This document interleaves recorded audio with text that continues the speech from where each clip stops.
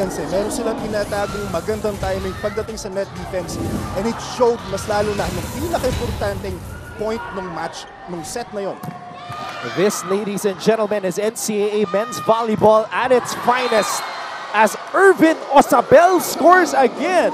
Opting for that check out. Osabel, a very smart player, very confident right now and on fire para sa EAC Generals. And that's his signature move, yung papa-check out na. Tama ka dyan, Anton. Mas lalo kapag malaki yung blocker sa harap mo, madali na para sa iyo eh. Mas lalo kapag nag-full jump sila. Kobe Tabuga starting things off for Perpetual here in set number 2. This is the first challenge we'll have, Anton, for this match. And what kind of a challenge? I am trying to look. Ayun, ball in, ball out challenge. There's the challenge on the call by the Generals, ball in, ball out. Yeah, so we have to be specific with our challenges. At ayan na nga po. Coach Rod Palmero and the AAC Generals first challenge, ball in, ball out. Dapat pag mga ganitong challenge, may playback yung ginawa ni Andre last season. Ikaw nga pala yung kasama ni Andre, but no sir, Anjo, I am not going on the court like Andre. Too bad. No, nakakamiss din yung music natin, yung party music. But right now, the music are the voices of the Emilians and the Perpetualites. Ooh, malinaw. That's in. Yeah. Gitnang-gitna sa linya. So, unsuccessful challenge by Coach Rod Palmero.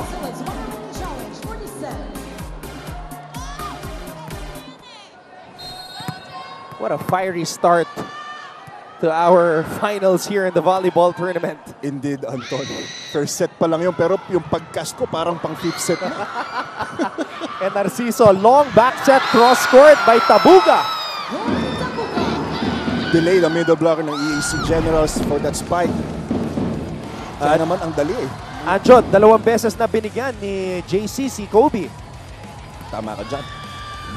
The Mamba mentality is on. In the first set, we barely mentioned Kobe's name. Yeah. Pero ito na nga kasi ito yung luxury na meron si JC.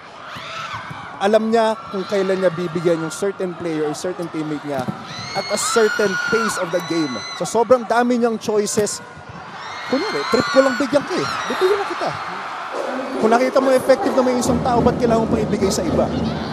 What another point there by Irvin Osabel. And, you know, Jefferson Marapok is also one of the best in terms of floor defense because of his beach volleyball prowess. He's an MVP in beach volleyball, but Osabel is a different animal. Indeed, he is. And Narciso. Oh! Kobe again! Tabuga with 3 points. Wow! Walang ganito nung first set para kay Tabuga. Biglang boom! JC activates Kobe. All 3 points of Perpetual coming from Kobe Tabuga. Ito na. Feeling ko, medyo strategy din yun eh. Kasi pwede mong itago yung certain player para kapag kunyari ganito, ang dami ng kailangan bantayan ng EAC Generals. Mapa-atake ngayon naman dumating sa point na kailangan sa Tabuga for that net defense. Very effective, very efficient player sa kay Coach Sammy. 4 points for Kobe Tabuga. Regalo para kay Ramirez. Na hindi mo pwede ibigay sa isang Louie Ramirez. Yung mga ganitong regalo, sobrang dali para kay Louie na iba ang mga ganyan. And I'm looking at national team coach Sergio Veloso. Intense. He's really talking about the game and analyzing everything. Siyempre, ang daming insights niya na bago para sa atin. Kaya nakaka-excite itong alas. Pilipinas. Excited na siya na bumalik or mag-practice na sa wakas si Louie Ramirez because Louie has been focused on his last year here in the NCAA. Ooh! A rare chance ball given up by Perpetual. Nag-alangan doon si Jan Ruther. Ito na, medyo lumalo na itong halamangan ng Perpetual Altas.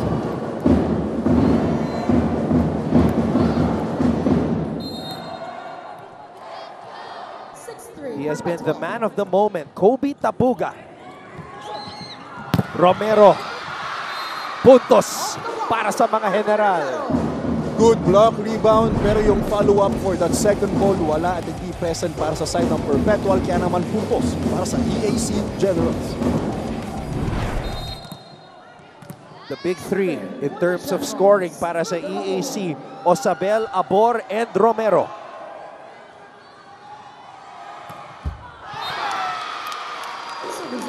Medyo mababa yung hagis nga that time para sa jump serve na yun mula kay Abor, kaya naman not-moved.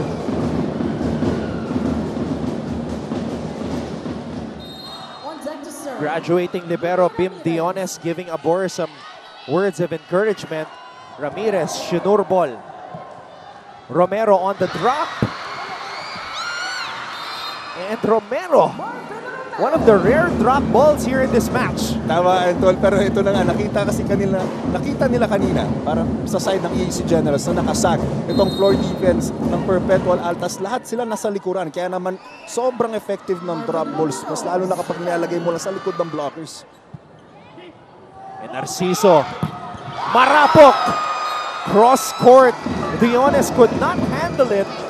And Perpetual will head into this technical timeout with a 3-point lead after this kill by Jefferson Marapok. Julia Ong will have an update for us at courtside when we return on the other side of this break. Ito, sa Game On Podcast, we can absolutely talk about anything. We can have lengthy conversations, meatier conversations. Palitan and mas maraming chikahan. That's right. And I think it's only right because, I mean, first of all, special thanks goes out to everybody who tunes in and watches the show. We have been fortunate enough to have been recognized by Trinity, by Anak TV. So I think it's only fitting that after we have received those awards, we extend, just like what Martin said, our show to a podcast kung saan hindi tayo nabibitin because minsan sa dami ng gusto nating sabihin on TV, time is very limited. Pero dito, mas mahaba ang ating oras para makipag-usap. Nakatutok pa rin kayo dito sa NCAA Season 99 Men's Volleyball Finals. Umpisa pa lang, alam na ni Coach Rod na inexperience ang EAC Generals. Kaya naman tapang, kumpiyansa at higit sa lahat, huwag pang hinaan ng loob ang tangi nitong paalala sa kanila papasok ng set na ito. Ang paalala naman ay mag-focus sa service at lalong huwag magbababa ng intensity. Para kay Coach Sandy Akailar naman, ang problema kasi ay we all have the tendency to be complacent. At yan yung nakikita niyang problema. Ngayon, kailangan nilang lumaban at dapat magtulungan. All for now, Martin and Andrew. Thank you very much, Julia. As we see that back row bomb by Louie Ramirez, sabi ni Julia sa kanyang report na complacency daw ang pinakamabigat na kalaban ng kupunan ni Coach Sammy. And when you win 8 championships in the past 10 tournaments, that normally is the issue. Tama ka dyan, Antol. Kasi nga, parang sanay ka lang maging champion. Pero knowing Coach Sammy at itong program na meron siya sa Perpetual Altas, hindi sila basta-basta magpapakawala ng kampyonato. Samantala, Regalo, Osabel, taking advantage. Speaking of taking advantage, Osabel with 11 points already for this match. Wow. So that's just 5 points away from his 16.1 team-high average. Talagang coming out guns blazing si Irvin Osabel. Marapok. A joust at the top is won by Paglaon. Ramirez gets roofed. Osabel once again blocking Louie Ramirez this time. Back row bomb. Diffused by Osabel. Freeman blocking coverage para sa side ng EAC Generals. Well read. Para sa net defense na yon, blocking Louie Ramirez. And Narciso, back set. And Andrade with a response. Andrade seems to be that stabilizing presence para sa Perpetual. Tama nga dyan, Anton. Pero ito, kaliwete rin kasi ulit eh. Kayang-kayang tumakbo, papuntang running, tapos yung set play ng bitin sa kanyang kaliwang kamay. Ang dami niyang pwedeng gawin at ang dami nilang pwedeng gawing set play ni JC. Abor! Wow! Abor flying in. We were just talking about lefties. Abor, one of the most deadly. Tama ka dyan, Alton. Hey, it's the EAC Lady Generals. Supporting their men's team. And Narciso finding Andrade again. For that drop ball naman. Kanina, nasanay ang EAC Generals na lahat pinapalo ni Casey Andrade. Not this time, that was a drop ball para kay Casey na very effective. Alam mo, we have to tip our hat off to Coach Rod Palmero because his workload is no joke. Handling all three teams of EAC. Boys, women, and men. Yeah. Imagine mo yung sked na meron ng isang Coach Rod para hatiin sa isang buong araw. The stress, handling different people at the same time. Sobrang hirap yan. Meanwhile, Marapok scores from the back row. 4-point lead para sa Perpetual.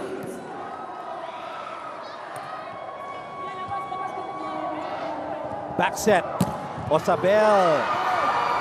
Goodbye. Osabel, very high leaper at ang ganda ng reach niya sa bola. Ang taas ng follow-through niya. Kaya naman ibabaw sa blockers at nahihirapan dumepensa itong Perpetual Altas.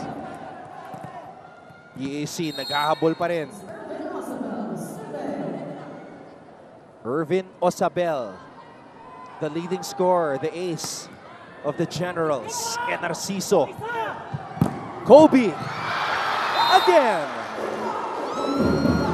Kobe, kanina for the past 10 points and below, halos siya ang main contributor para sa Perpetual. And again, nabubuhay si Kobe. Mas lalo kapag nasa frontline siya eh. Kobe scored the first 4 points for Perpetual in this set, including a kill block. Ang lamang ng Perpetual, 4. Romero gets the point back for EAC. Ito na, kaya na pa tinatry ni Romero yung mga ganitong check ball option niya eh. Gumana this time dahil ang tataas ng blockers ng Perpetual. Kaya naman napapadali ang buhay niya. Papaluin na nila mahaba ng mataas. Sumek lang, buntos agad para kay Romero. The thing about EAC though is you can't just keep trading points. Yes. Ito yung pinag-uusapan natin kaninang first set. Kasi itong Perpetual, alam nila kung paano sumideout at pumutos kaagad. Kaya if you want to win another set, kailangan mong layuan yung kalamangan mo. At kung posible, hindi ka makipag-side outan sa Perpetual.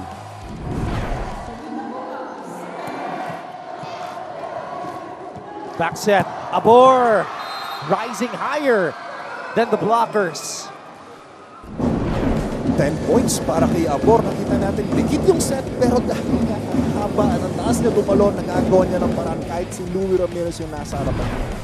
So you have 2 EAC players in double figures now. Osabel with 11 and Abor with 10.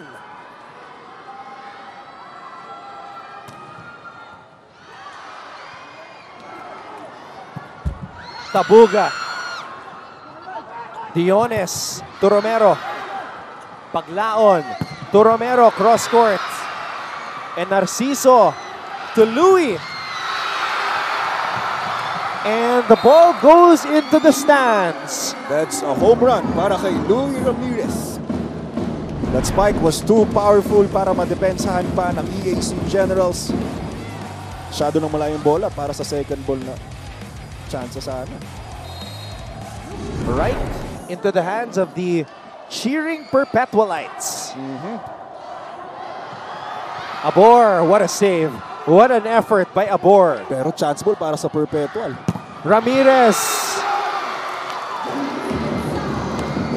Coach Rod looking at his assistant coaches if magcha-challenge ba siya. Pero Mukhang hindi na.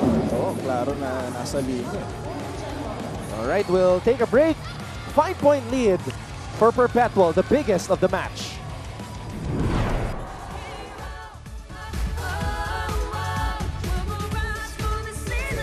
PBL. Tapos I also hosted a show called Upfront. It's a lifestyle show for athletes. And then went on to do different gigs, non-sports gigs as well on television. Currently on 24 Horas right now. Game Changer. We also feature athletes and different activities there. So, yun. And now, here with GMA Synergy with the NCAA and on Game On. Okay. Yung pala yung ending na. May I just say that as a friend and colleague of Martin, the thing I'm most proud about of this guy is when he hosts the red carpet. Let's acknowledge our hardworking Mancom representative from EAC, Dr. Lorenzo. I also see Mr. Frank Gusi sitting in the same row, actually. Mancom rep for Perpetual. Oh, medyo maikli. Short yung pag-over ng bola ni Louie Ramirez that time. Gandang depensa sana nun. Louie Ramirez acknowledging his mistake, and there's Sir Frank, who I mentioned was in the same row as Dr. Lorenzo, just on the other side of the VIP section. Osabel will try again. It's the good. Ooh. Medyo nakakaba yun, ha? Tinignan pa ni Romero. Oo. I think there's a challenge para sa side ng Perpetual. Oo nga. So I like what Assistant Coach Maki Carino and Head Coach Sammy Akailar are doing, kasi it seems that Medalla was insisting na tumama sa linya, na in daw. So yun yung tiwala ng coaches sa players. Tama. Tsaka at some point, maganda rin itong mga gantong challenge kasi nagsuserve siya parang technical timeout din. So makakapag-gather kayo, parang din siyang timeout. Pero it was clearly an out. The ball challenge by the Altas is unsuccessful. So what you just explained could be a ploy by Perpetual. Yes. Kasi ako sa tingin ko, outside eh. Unang tingin ko outside. So unsuccessful challenge for Perpetual.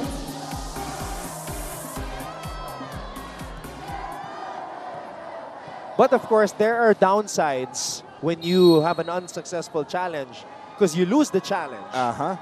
Ilang challenges lang bang meron sa isang set? Anton? Well, we'll have to confirm that. But you definitely have to lose one. Alam ko, dalawa lang. Oo.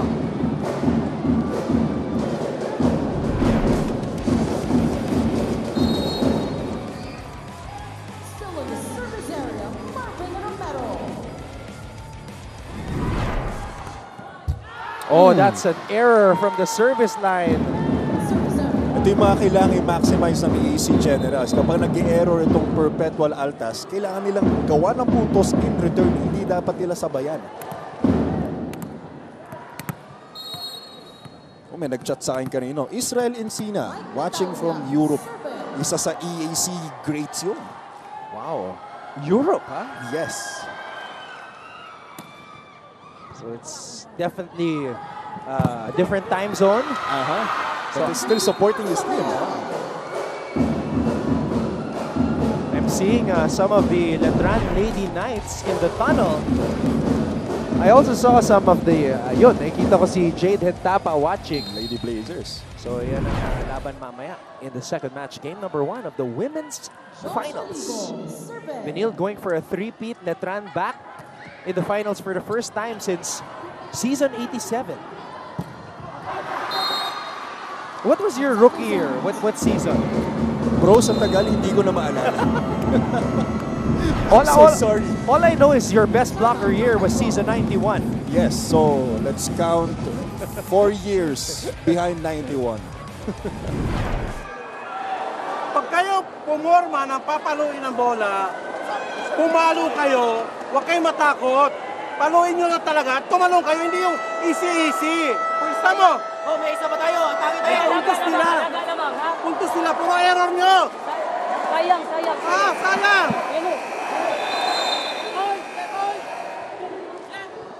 Anton, ito na, makikita mo na yung gigil at yung urgency sa boses ng isang coach sa Amia Kailar. Kung kayo ng first set, napanood natin yung timeout ng Perpetual, kalmado siya eh. Sobrang dali lang nung instruction.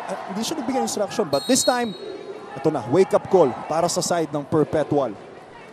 So we got the information you were asking about. You said from your knowledge, it's 2 challenges, and you're right, 2 challenges. Oh, nice. So Per set. if you're successful, you maintain those 2 challenges. Yes. But if you're unsuccessful, You lose one. Oh, nice. Pero ito nga, rotation error para sa side ng Perpetual. May nangyayari sa Perpetual. Medyo 6-1 run para sa side ng EAC Generals, Anton. Yung mga ganitong errors, dapat hindi na nako-commit mas lalo kapag finals na eh. Ito yung sinabi ni Coach Sammy and Julia's report na complacency. Complacency, yes. Because that was the biggest lead for Perpetual. Yes. Prior to the 6-1 run. Osabel.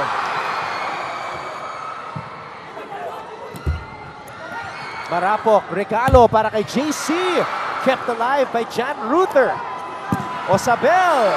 Popped up from the back by Ramirez. Marapok. Smart play. Very smart play para kay Marapok. Medyo nagra-rattle din itong depensa ng EAC Generals. Bago itong transition play na to, makikita natin na ganda ng depensa ni Louie. 2 dig ang nakuha niya. Pero ito, iba yung diskarte ng isang beach volleyball player na napunta sa indoor.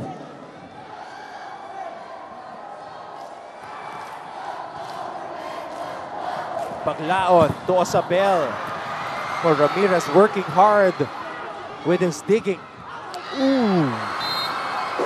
Wow. A collective groan from the Perpetualite side as Marapok overshoots this one. Yes. Medyo frustrating lang din para sa side ng Perpetual kasi nga hard-earned eh. Yung first 2 balls para mapapunta lang kay Marapok. Pero nga, it went out, went too wide. Sobrang dikit na naman ng endgame natin, Anton. Kanina, 5 na yan, yung lamang ng Perpetual. And look who they go back to. The guy who jump-started things for Perpetual in this set, Kobe Tabuga. Tabuga. Isa na naman revelation. Mas lalo ko pag mga gantong laruan na, pag finals na, iba kasi yung kabay, iba yung stress. Ang dami mong ino-overthink. Pero para sa isang Kobe, it doesn't matter. Abor. And Narciso. Ramirez. Oh, what a save by Dionis. What a save by Dionis. He's so fast. Another one. Bim Dionis. Cooking up pancakes. Wow. Osabel. Not over. Yes, now over. Wow. Bim Dionis, the reigning best libero in the NCAA, with 2 unbelievable saves. Wow, but there's a challenge para sa side ng EAC Generals and kay Coach Rod. Pero let's talk about those plays, Anton. Ibang klase ang Bim Dionis at kung gaano siya kabilis gumalaw sa loob ng court. Anjo, Bim is also graduating. So he's leaving it all out on the floor. It shows, Anton. Pinagmumukhang maliit ni Bim Dionis ang volleyball court sa sobrang bilis niya kumilos at maangat lahat ng bola. Bro, alam kong alam mo tong tunog na to. Very familiar. Direk, is this your work? Direk, is this you? Paki-zoom po kay Anton, please. Direk, paki-buton kay Anton. Paki-zoom in po sa naka-bowtie. Bigyan natin ng exposure yung historic bowtie ni Mr. Anjo Pertiera. Ayan po. Magandang hapon mga kapuso. Hello po sa inyo. Ito yung bowtie natin. Flex lang natin yan. Okay. What is the inspiration behind the bowtie, Mr. Pertiera? Isa lang talaga, bro. Hindi ako marunong mag-necktie. Yun lang talaga kaya ako napabowtie. Pag bowtie kasi, di ba, may mga clip-ons na. Yes. Madali yung buhay eh. You are also the most dressed panel member. Oh, parang meron ah. Oo, successful ang challenge ng EAC Generals that time. And Anjo, this could be a turning point. Tama ka dyan. Yung mga gantong kasimpleng puntos, mas lalo kapag gantong kadikdikan, yung laro, ang laki ng momentum shift na to. So, Coach Rod Palmero. Oh, wait a minute. Oh, a dead ball was called. Okay. So, same, mag-serve pa rin ang Perpetual Almas. So, Coach Rod saving that last challenge for this set. 19, serving 18.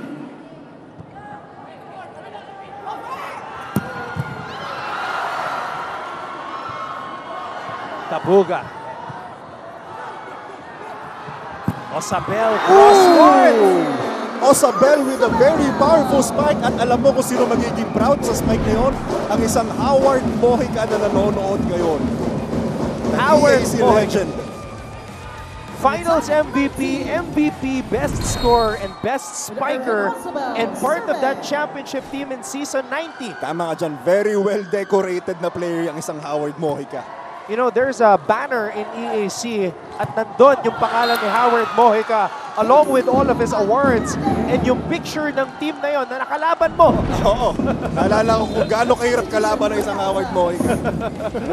At si Coach Rod, ang coach nila. Yes. It's been a long road back for Coach Rod. Oh, former boys stalwart, best blocker, Kurth The Train Rosos ang specialty niyan. Running attack, pare. Abangan natin yung running attack niyan. The Train? The Train, my Okay. friend. Kurth Rosos. He had his own tarpaulin, ha? Na his face nilagay sa train. Romero gets roofed. At this time, sabi ni Kobe, another kill block para sa kanya. Ang ganda ng timing, ang ganda ng pwesto. No way in para kay Romero. Kahit anong mangyari, lalaki na ng blocker. Marvin, lalaki na. Ano gagawin? Technique, Isang magandang pasa ulit, Isang magandang pasa. Tapos, secure natin yung opensa.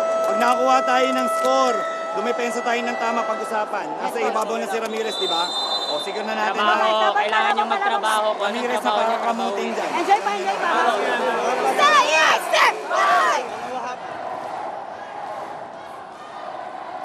And there you see Gia Makilang, Nat Estrelier, and the rest of the Letran Lady Knights back in the finals for the first time since season 87.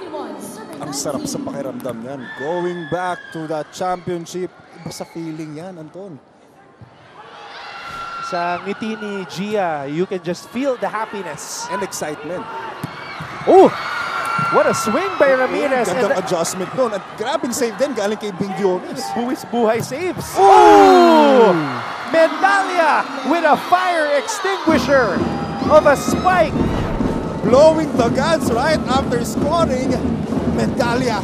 Ang ganda nung hawi niya papunta sa left side. Bam! The swag, the point.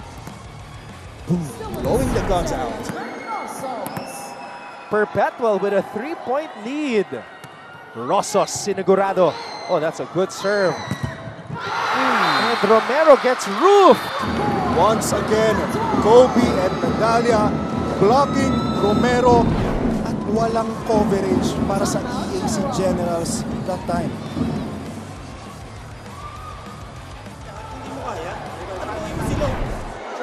Hey, anong nangyayari kung bakit ka nabubutasan sa gitna? Gumagalaw na yung tao, hindi mo sundan. Hindi lang yan sa first ball. Hindi lang yan galing sa receive. Ultimo galing sa rally, hanapin mo na siya. Nandito kayo parehas, butas na butas, oh. Eh, isa naman nandito, hindi naman bumabot. Siksikin nyo muna na mabuti bago nyo batuhan. Ginagamit na nila yung ring.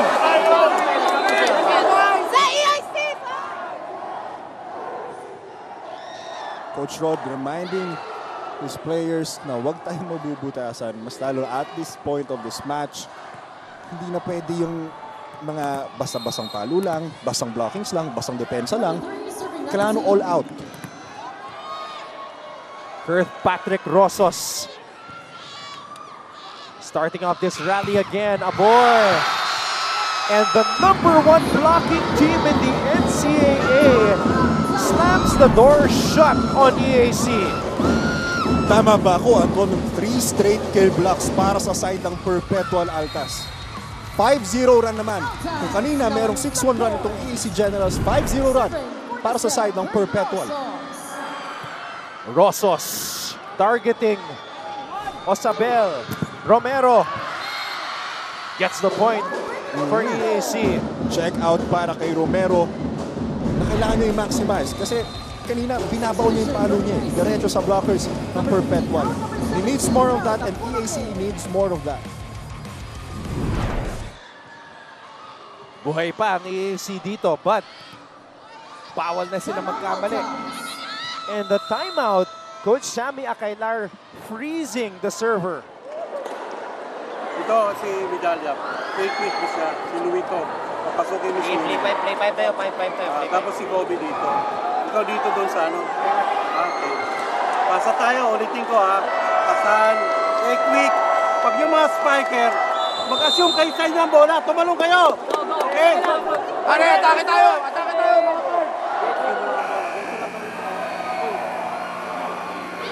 Iba na yung tono ni Coach Sammy dito. Anjo. Yes, eto na. Ramdam natin na gustong-gusto niyang makuha tong set na to para sa side ng Perpetual. One good set play lang ang kinakailangan ng Perpetual to close out this set. On deck to serve, from Napulo. Kapansin-pansin din yung banner ni John Ruther Abor. Oo nga, pwede bang i-zoom in natin mamaya yun? Oh! Still good! This is good! This is Yes! good! Chance ball though, given up to Perpetual. Ramirez breaks down the wall! Ramirez making sure na sila ang kukuha ng second set to shift that momentum para sa side ng Perpetual. Ang gandang set play mula kay JC. Napasabay ng dalawa yung decoy. Single hand coverage para kay Louie Ramirez. Puntos para sa reigning MVP. And we are tied.